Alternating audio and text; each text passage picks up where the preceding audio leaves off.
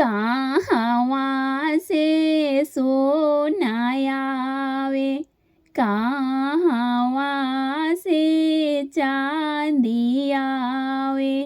अरे माई कहाँ से आवेला दहेजवा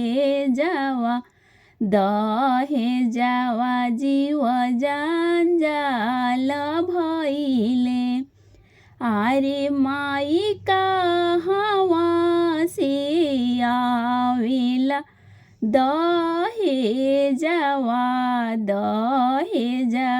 जीव जंजाल भइले। मायलारी पूछे दीदिया दुलारी पूछे।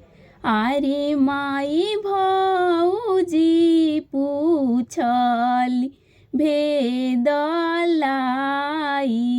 त काय दान दहेज पवल। अरे माई भौजी त पूछली भेदलाई त काय दान दहेज पवल।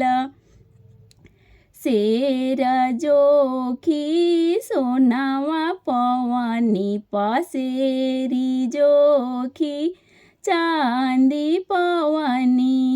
शेर जोखी सोनावा पवनी पसेरी जोखी चांदी पवनी। अरे भाभी एक नाही पवनी रस बेनिया त शीतली बेयार बहे।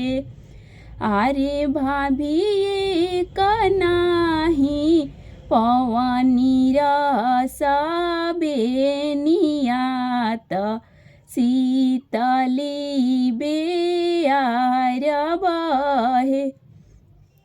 सोनावा के फेरी देहूँ चांदिया के फेरी देहूँ।